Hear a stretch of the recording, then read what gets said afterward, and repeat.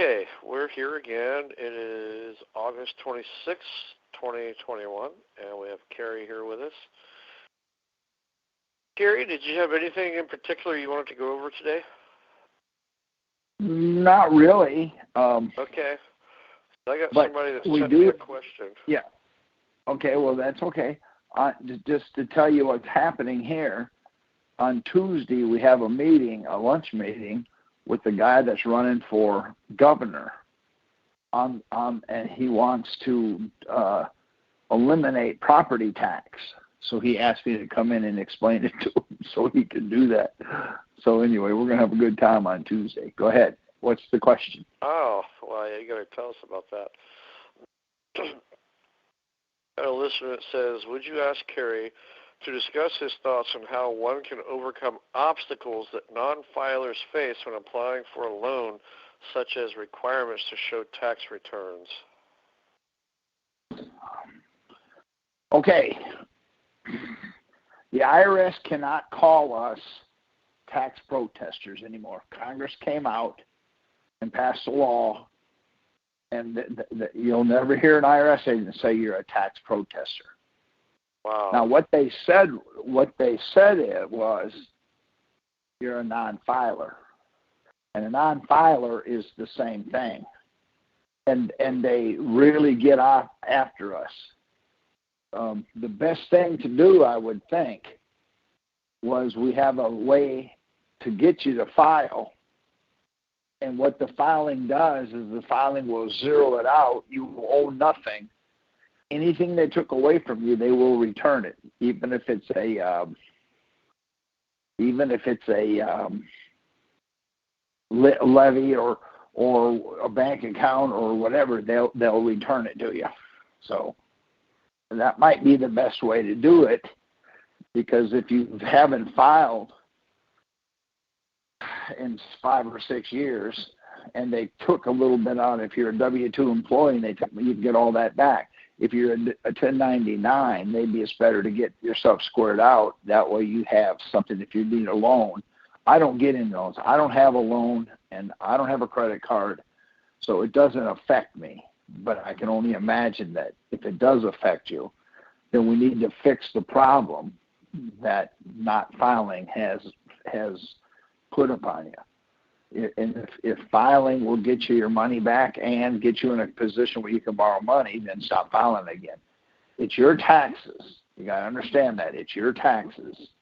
And you have to be able, I have a business, and I run my business a certain way. A lot of people don't like the way I run it. So I don't work on their house. Or I have people that really love it, and I work on their house. Some of the guys that I have working for me, they don't like the way I do stuff, then they don't have to work for me. And so I own the business. I'm going to do what I think is best for my client. Now, one thing that I do that my what are they called? My installers love, on Fridays when I pay them cash. Here's what I owe you, bam. Here's what I owe you, bam. I pay them cash. I don't, some of the guys I have working for me, they're really good, and I don't even know their name. And the reason I don't know their name is because they don't speak English.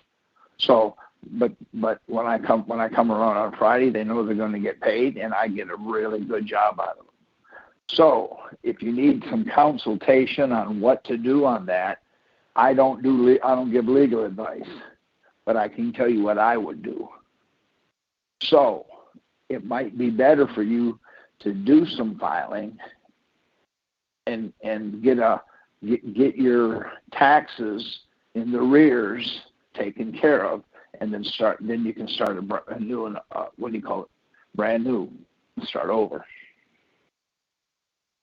Does that answer the question, whoever asked it? I'll see.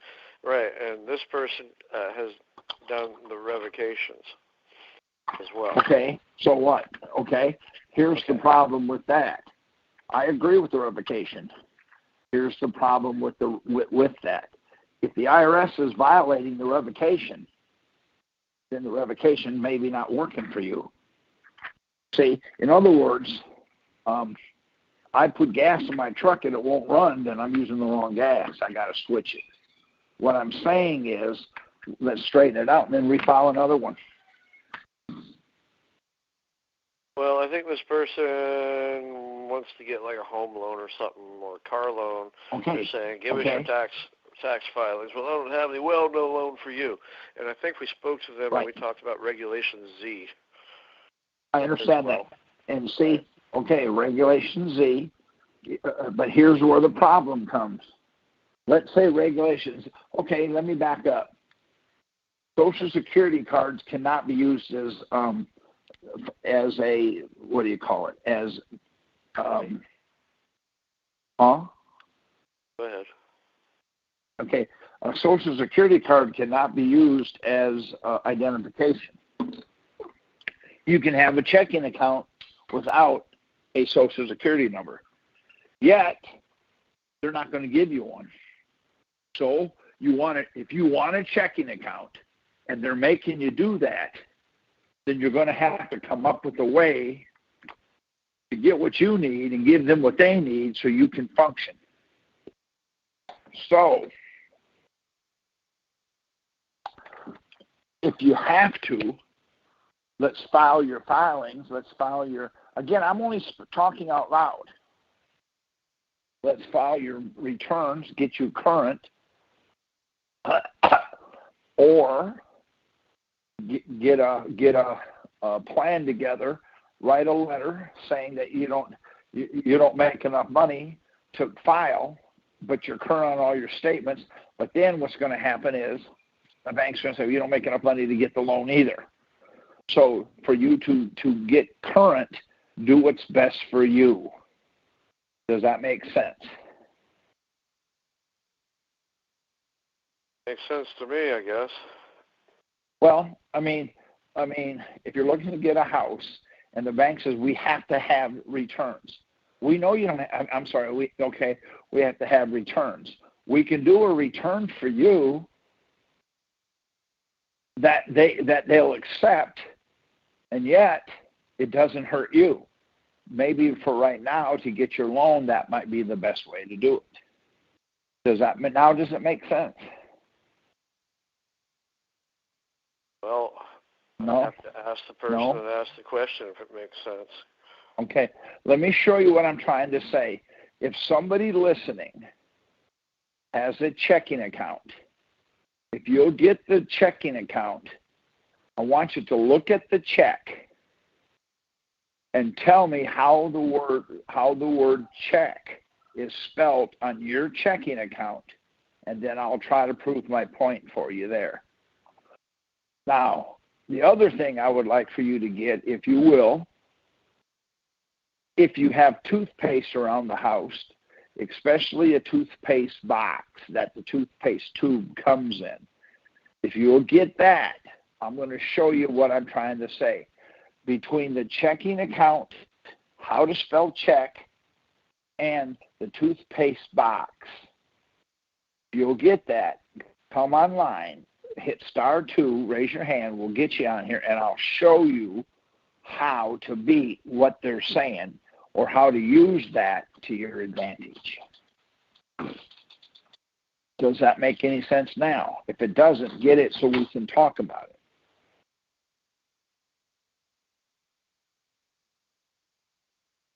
Are you still there? It went real silent. Okay, well, it just went real quiet. It went real quiet. That's why I asked you. Well, it's not quiet anymore. I'm trying to talk. I know. Nobody's hitting *2 right now. So. Well, then it will be a short night. 410 has their hand raised. Shoot. 410 Jamie. has their hand raised. There we go. Go ahead. Okay. Who is this? Yeah, this is Jamie. This is Jamie. Wow, my girlfriend's name is Jamie. Different spelling. I'm so that's all right. It's in my whole life. I get this, so that's okay. I have a question. a little unrelated to what you were just talking about. I hope I can do that. So I have I filed a what I would call an educated return in 2019, where you correct the erroneous W-2 with 4852. So I got a full refund of $90,000. Then the IRS comes back more recently with a penalty saying that it's an accuracy-related penalty of $3,131, and then they hit me with an additional tax assess, what they call a quick assessment, of another almost $16,000, and now they're hitting me with a CP 503, which is levying or seizing my income or bank accounts, and I don't know what to do, and I haven't gotten an explanation of what I did wrong, other than they gave me a full refund with interest. And then 6 months later, they say, "Oh no, there's an accuracy penalty, and then an additional tax assessed." So, and now I've got this warning: it's levying or seizing income or bank accounts. That's the first scenario I got. Okay. And Okay. so anyway, I'll let. Yep. Okay. Now, what we have is before I answer your question, do you have a checking account? I do. All right, would you get out a check that's not written, one of your checks? If you'll open that up and look on your checking account and tell me how to spell check according to your checking account, I'll answer the question. This one just says CHECK. Okay, up in the top right corner. Up in the top right corner, it's... Okay. Okay, but that's an older checking account. Now, okay. The checking accounts that are relatively new, the word check does not appear on them anywhere. Well, that's true. Yeah, I think this is used in a, it says check armor, so it's like fraud protection type of a check, so I guess it's harder for somebody to... Yeah, sorry about that. It doesn't say check anywhere on the check. You're right. All right. So if anywhere it does, else. then if it doesn't, then what is it? It's not a check. Okay. Now you see what I'm trying to say. Okay. I drive an F-150, but the word Ford is on it.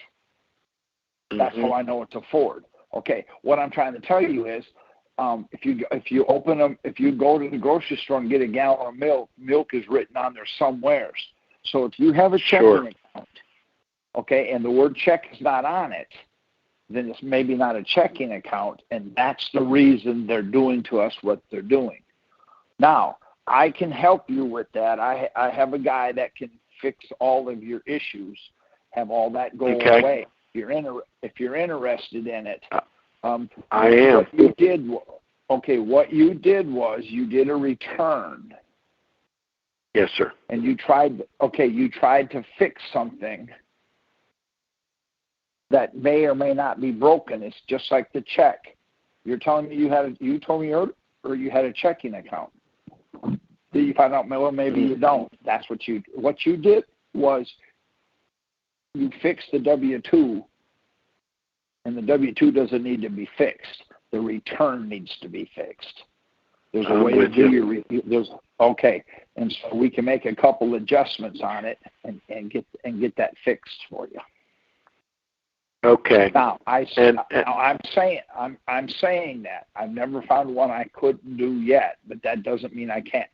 In other words, I don't want to. No guarantees. Okay, that's right. Understood. Yeah, and I've got two of those scenarios, so I definitely would like to follow up with your contact and get them to help me, and we can do that, because I mean both one of them is saying that they're threatening to levy, and then the other one says it's a notice of intent to levy. It's a CP 504, so it's a little more serious from what but I've responded to both of these with certifieds and basically said I'm trying to get you to explain to me what it is that I've done wrong, because I don't see anything I've done wrong. Okay.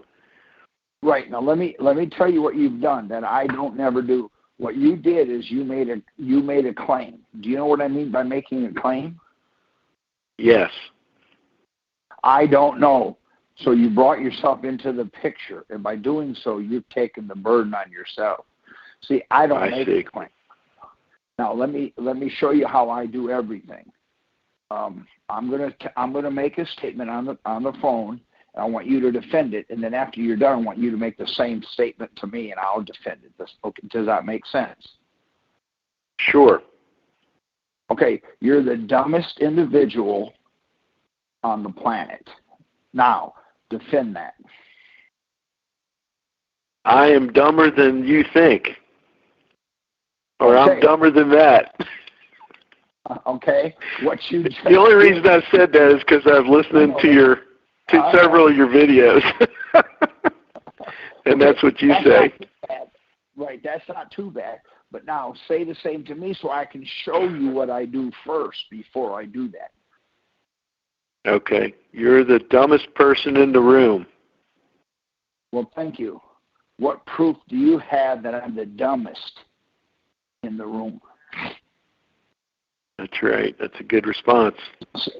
See, what that does is you're going to have to answer it. Now, I was told the other day that I was a racist. Now, problem is, my answer was, whoa, I want to be a good one. So what is it? So I can be a better one. And they stood and looked at me. They stood and looked at me, said a few verbally unattractive things, and said, well, you know what it is. I said, yes, I do. That means I'm handsome, I look younger than I am, and this shirt don't make me look fat. And they said, no, that isn't what it means. Oh, then tell me what it means so I can be a good one. See, what that does is it takes all the burden away from me. Does that make sense? Yeah. Yeah. It makes them make the claim. Correct. There you go. But we can do it in return for you. Get a hold of Tad. Now, I'm gonna be right up front with you. There is a little charge for that, okay? But that's fine. Okay, I don't want. I want you to be aware of it. And yeah, no, that's okay. Look, trust me. If it fixes the problem, it'll be worth it. And to get it done the right way in the proper context is the most important thing. Right, and then how do I get a hold of Tad? Because there is an email on the website which I sent one to this week, I think, but I don't know if it was the right one or I just need to figure out how to get in touch. What did you say? Okay. Sorry? What did you say in your email? I just pretty much tried to paint up the scenario that I just described to Carrie. What website did you go to? Well, I'm pretty sure it was the right one. Because I'm signed up for your alls, and I got this invitation. I joined in the last couple of months, but let me just. YouHaveTheRight.com? That's correct. Okay, so you got my email for the invitation. Hit reply. Okay. Send it to me. Okay, we'll do. Carrie, we still got to work that out, Carrie. I know, and then he will get a hold of you and contact you. Perfect. And then what will happen is then he'll get a hold of you, and then he'll get a hold of me, and then we'll go over everything with you. We'll figure it out. So, Carrie, we got 4 other people that have their hand raised, so we kind of have to move along. I don't care. Go right ahead. Care. Appreciate it. Thank you so much. Thank you so much. 410. I gotta unraise his hand. It's Darling's turn. Hey, darling and darling. I have 3 different checking accounts, and I don't see the word checking on them. Or check. Sorry. Okay, so then, how do you know it's a check? Right. Thank you. So, see, what we're saying is, I have A. See, I heard a guy today say to me, my attorney will call you. God, I can hardly wait. That excites me. Then when he calls me, I asked the attorney, I said, are you so-and-so's attorney? He said, yes. I said, oh, how can you make a living being his attorney? Well, I got a whole bunch of people. So you're not his attorney. You liar. And I hung up on him. because well, wait a minute. I want you to think about something. I have a truck. Guess what? I drive that truck. That's mine. So when I asked him, are you so-and-so's attorney? He said, absolutely. I said, wow, he must have a lot of money. How do you live? What do you mean? Well, if you're his attorney, you can't be anybody else's. I can be as many as I want to. I said, okay, then you're not his. Bye. And I hung up on the guy. Now he called the guy back and said, I'm unreasonable. But so what I'm trying to tell you is, what you need to do is be careful what you say. That's all. Amen. See what I'm saying? Yes. Now that you have 3 checking accounts and it has no check on none of them, what is it? I'm going to tell you what it is. But I need. What do you? All right. What is it?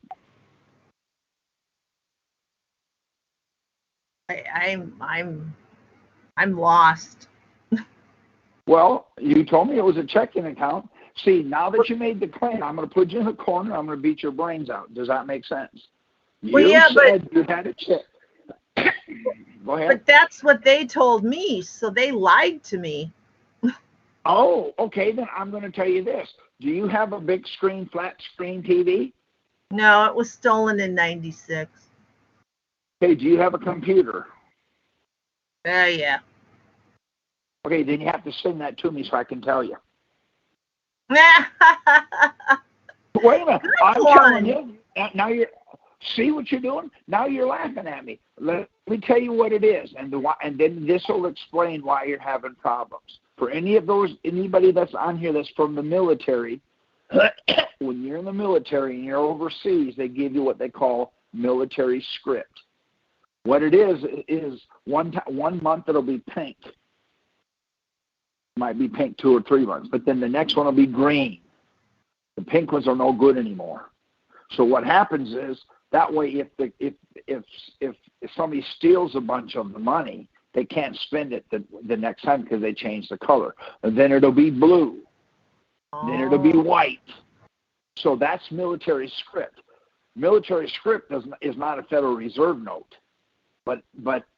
So what they do is they pay the soldiers with it. They go to town and buy stuff with it. But if one of the anyway, that's what it is. So now that your checking account doesn't say check, tell me what you think it is now that I told you that. What is it? Oh, it sounds like script to me. Oh, it's bank script. Yeah. Okay? So what happens when the bank says the check's no good, even though it's good? It's no good. What happens if you see, you work for it, you put it in the bank, it becomes bank script. So when the IRS says, give us that bank script, they just give it to them because it's not yours. We have to understand what we're doing. See? Got it. See? And see, what if we understand what we have and where we're at in the room, we can protect ourselves. Now, does anybody have a toothpaste tube? Thank you, darling. Oh, much my pleasure. Does anybody have a toothpaste tube the box came in, or the box that the toothpaste tube came in? If you get it, I want you to read something on it, and after you read it, then I'm going to try to explain it to you, what we have and what they're doing to us, and we just do it every day. And if you don't have it, if nobody has it, that means nobody brushes their teeth. So I'm glad we're on the phone and not here in person. Next. Good. That's good. Hello. Hey, good evening, everyone. This is Carolyn. Tad, Hello, first of all, Hello, Carolyn. Hi. Tad, you were supposed to get back with me, and you didn't. I'm still in process. Okay, all right. As far as the book goes, right? Right.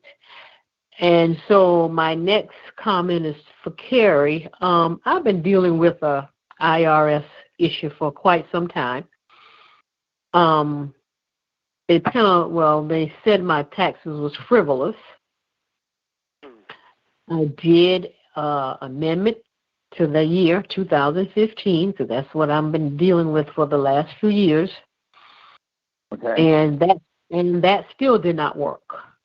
So they're still, and then they decide they're going to garnish my Social Security. So I've been trying to find a remedy for these taxes for a while, and I haven't been able to.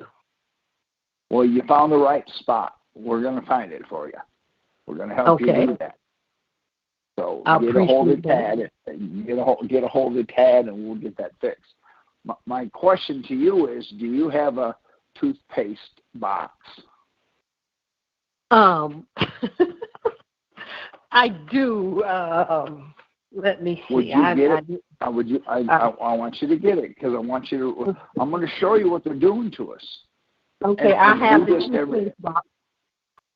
Okay, I want you to read the writing on there.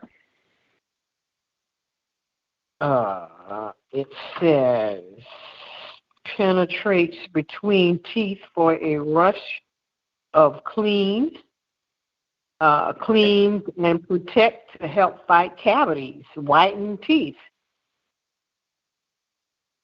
Keep going. It's Colgate. That's even better. Keep going. Okay, and it says anti-cavity. Hold on, there's a warning label. There's a warning on there. Read the warning. Warning.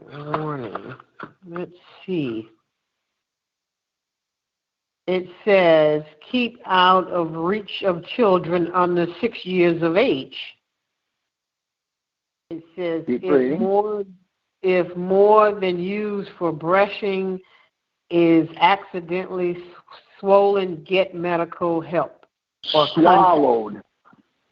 Because if a little bit more than what used for brushing is swallowed, who do you call? Who do you call? It said get medical help or contact Poison Control Center. Oh, that's good. That's good enough. So, in other words, you're buying toothpaste to brush your teeth. If you swallow it, it's going in your mouth. Called Poison Control. Now, I want you to understand. I have water here. If you drink the water, call Poison Control. We're having iced tea tonight. If you drink the iced tea, call Poison Control. We're going to have spaghetti tonight. If you eat the spaghetti, call Poison Control. What I'm trying to tell you is, did you know that was on there? I did not. Okay, so why don't you call Colgate? Why don't you call Procter & Gamble? Why don't? No, the point that I'm trying to make is we have a checking account that has the word check doesn't exist. So it ain't a checking account. That is, okay, you have toothpaste that you put in your mouth, and if you swallow it, you call Poison Control. So what does that mean? What is in the toothpaste? What is it? Obviously poison. Ain't that something? So now what we have is, I want you to understand, this is the nut stuff that I do. When I read that, it says if you swallow toothpaste, well, it's in my mouth. The only thing I can do is spit it out, or I could swallow it. All Poison Control. So it doesn't tell you what kind of poison it is. It doesn't tell you what happens if you don't call Poison Control. And over the years, in other words, does it go in your body and stay there so that it builds up over 25 or 30 years? What does it do when the point that I'm trying to make is now you understand why I do it the way I do it. When I go to the bank and they ask me a question, when somebody says you're the dumbest guy in the room, thank you. Well, what proof do you have that I'm the dumbest? That's the reason I do what I do and why I do it the way I do it. Because on the phone tonight, I'm going to ask everybody, who on the phone tonight, raise your hand and tell me you knew toothpaste was poison.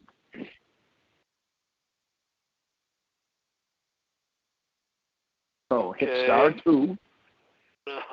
Do Carolyn, you do you see want to answer that? Do you? What's that?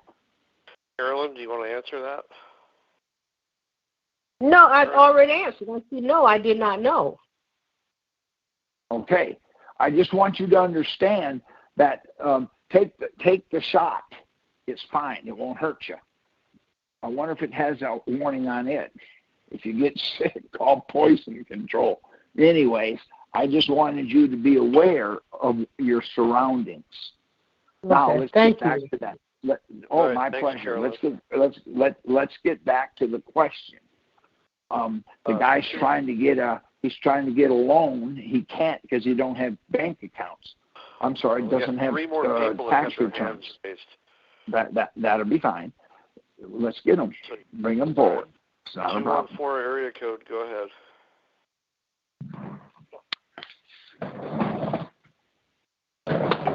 Go ahead.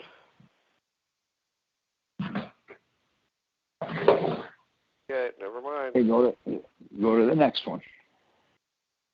816, go ahead. Hi, this is Beryl. Thank you both for being here. So what, Terry, then, is an account that they call a checking account? I know on the signature page, and I'm not home right now to look at it, but I believe on there, on the signature page, when you open an account, I think that's where it says checking account. So how are we, what is the actual accounting? What is the actual thing they're doing with our using their checking account? Okay, it's bank script. Bank script. Yes, but different. what is that actually? What is the word script? Okay. For an example, we have a group of guys that meet on Tuesdays. There's 20 of us. If one of them needs to borrow my pickup, he writes a note saying, "Here's my script. I'm going to use your truck." He uses my truck. Then he brings it back. Then I write him a script because I want to use his lawnmower. In other words, it's something that you use. And so when you write a check, see, you're writing a check while you're writing bank script. In other words, it's not yours. If it was yours, then you can go down there. I'll tell you what, if you think I'm kidding you, go to the bank. If you have $10,000 in your account, write a check for $10,000 to cash and see what they say. They're going to pull out a notebook. You got to fill this out. You got to tell us where this is going. What are you using them for? We need your name. We need to know where it's going. What are you going to do with it? So is it? They won't do that. They won't do that if you write it for $9,999. I understand that. $9,999. It's $10,000. For some reason, that's a limit. Why is that? But I want to. Because that's the bank rules. Now we have a couple of guys that I'm working with that they're trying to put them in jail because they called it money laundering. Because what they did is they deposited a check and they'd go back and get $5,000, $5,000, $5,000, $5,000. So they called that money laundering. So how in the world is it money laundering if it's mine? If it's not mine. See, there it is. And see, we're putting together a defense to help them understand what's happening.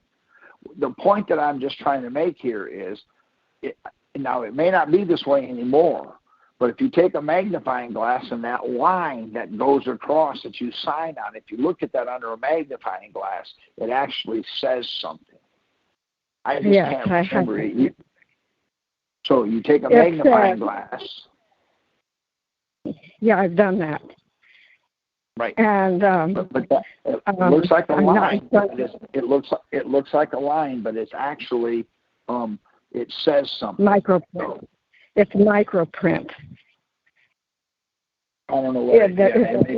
It's microprint because with the magnifying glass, you can see that it's wording. There's words there. Right. Now, the only thing I'm trying to say is I did my taxes.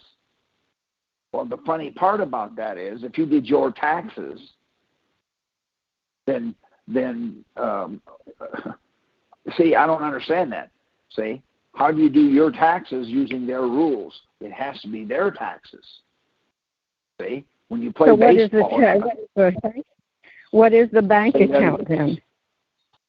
So what then is the bank account that we call, or they call, a checking account? We call it that because that's what it says on the signature page.